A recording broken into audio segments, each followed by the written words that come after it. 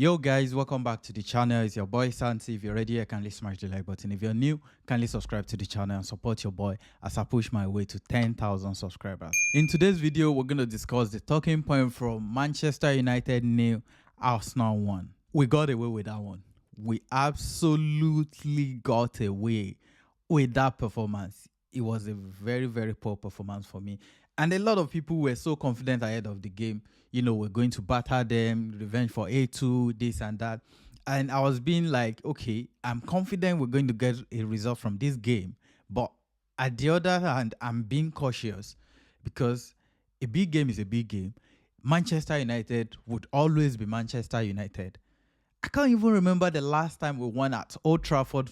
I mean, with the fans in the stadium. I know we won there back in 2020 during lockdown, that COVID season. But with the fans in the stadium, I can't even remember, the last time we won there. We have such a horrible history, going to Old Trafford over the last 2 decades. And to go there on March day 37 and get 3 points, I think that's all that matters. And that's absolutely what we did today. Got an early goal in the first half and just closed up. I mean, we're so terrible. And that's, one thing that is so impressive about this Arsenal team, that we can have so many terrible individual performances and still manage to grind out a result against a club as big as Manchester United. I know they're having a very bad season, but you can't really, look at them against big teams and say they won't turn up. And that's why I was being cautious, before we play this game. And looking at the overall team performance, I think the only person that can hold his head up today was Saliba, and he got a deservedly a deserved man of the match award at the end of the game. The rest of the team was so nervous from the get-go. It's so hilarious the way we gave the ball away to Manchester United, and they had lion's share of the possession, but they couldn't make anything out of it. And that shows why we have the best defense in the league, in Europe, and even arguably in the world for me. It just couldn't break us down. And I think Raya didn't have much to do. Yes, United had lion's share of the possession, but they couldn't really make anything out of it. They didn't even generate up to 1 XG, and the XGOT of 0.07 they generated for that game was just horrendous. Shows, how difficult our structure is to break down by any team. You can have the lion's share of possession against us, but you can't really make, create big chance out of it or get quality shots away at goal. And before they could even make anything happen, we were already there to stop them. But we just couldn't keep the ball. That was our issue, in this game.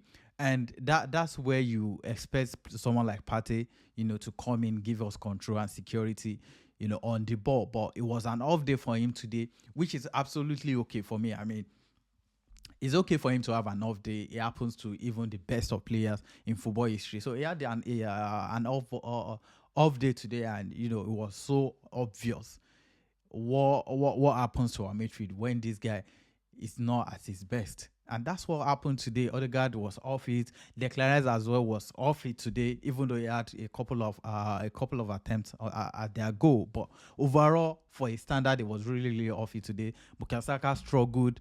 Trossard had a poor game as well, but he got the most important goal of the game, and that's how clutch he's been for this club since coming in. Kai Havertz as well, brilliant on the assist. Thanks to Casemiro for keeping him onside. And that game today, broke the record for the most win in a Premier League season for Arsenal since the Invincibles, who managed, I think they managed 27 wins in that season, and we've managed 28, wins this season so far. That goes to show how good this team is, and I don't even think they are at their best yet. They are still learning, they're still improving, and it's just so crazy that we are competing with, the best manager of this generation, if not the best manager of all time. And it's just so crazy and difficult to win anything against this guy. So we've done our job today, and we just hope Tottenham on Tuesday, get something against City. Even at worst case scenario, they get a draw against them. Then it goes down to the last day, and it probably goes down to winning it on goal difference, which if Tottenham get a draw against City, we'll have 2-goal advantage. against City ahead of the game on the final day where they play West Ham at home and we play Everton at home. So I really hope we just can do it this time. I mean, we competed last year and we fell short, just when the title running was about to start. And this season, considering the fact that we've had the most difficult running, Liverpool, according to the analysis, Liverpool has had the easiest, followed by City, followed by us. We've had to go to Tottenham Hotspur Stadium. We had to come to Etihad. We have to go to Wolves away, Brighton away.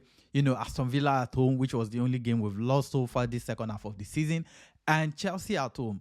And we've done brilliantly well in all of these games, except the Aston Villa game, which I wasn't expecting us to be 100% perfect this second half of the season, but it's just so annoying that it's one of the winnable games that we've actually dropped points. But I can't really complain. That's in the past now. We have to focus, on the future. And now, which was today and next game on Sunday, we did our job today. That's all we can do till the end of the season. I don't want to look back right now and, start analyzing, oh, we should have won that game. We should have won this game. Probably will come the end of the season when we're reviewing our entire season. We'll talk about that. But now I'm focusing on, the moment and what happens in the next game, which is the last game of the season for us next week, Sunday. And we did our job today. Very well done. Even though we're not at our best, we still came out of that game with 3 points. I know people were saying, oh, we should be improving our goal difference, blah, blah, blah, this and that. And for me, from now to the end of the season, it's just get the 3 points first. If you can improve the goal difference along the line, fair enough. If you cannot do that, then it is what it is. But today, we did the needful. The 3 points we opened Tottenham on Tuesday to get the results, against City. Considering the fact that they have top 4 to play for, if Liverpool beats Aston Villa tomorrow and they get the result against City on Tuesday, then they really have something to play for as well. They have Champions League football to play for. With Aston Villa having, I can't remember their last.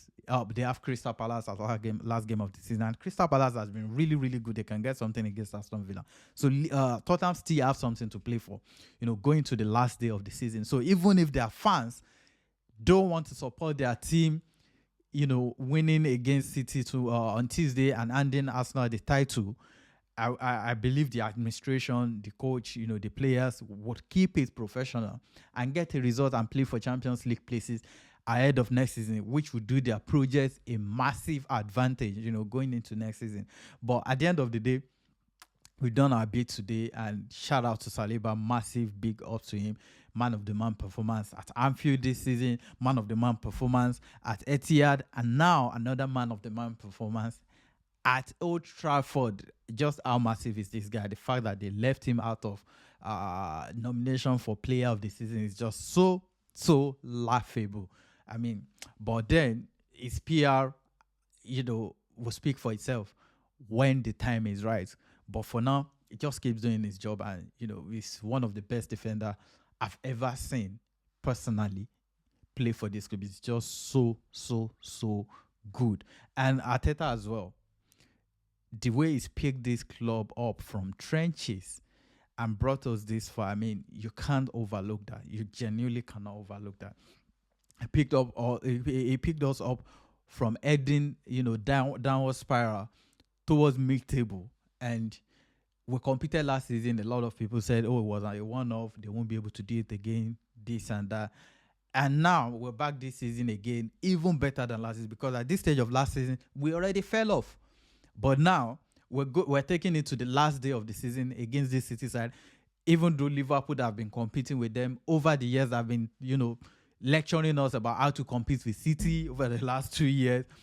They fell off like 3 weeks ago, and we're still here trying to push, the best team in the world at the minute, the best manager in the world, for the last 10 years, 20 years, whatever. We're pushing them to the last day of the season. It's a massive progress. I know we need to win stuff, but I can really feel it. It's close. If we get the job done on Sunday, get over the line, win the Premier League title, 100%, I will be happy, celebrate it, might even shed tears because it's been long, man. 20 years, 20 good years ago. that we've won it last. And if we fall short again, then I'm 100% certain we'll be back here in 12 months' time, because this team are not going away anytime soon. They'll keep competing, and this manager will still be here next season. I will still be, we'll still be back in this conversation in 12 months' time. So that brings us to the end of the video. Let me know what you think about the game. Do you see us going all the way and win the league this season? Who was your man of the match? And just let me know what you've thought about our season so far. Get on the like button, smash the like button, put on the notification bell, and I'll see you guys on the next one.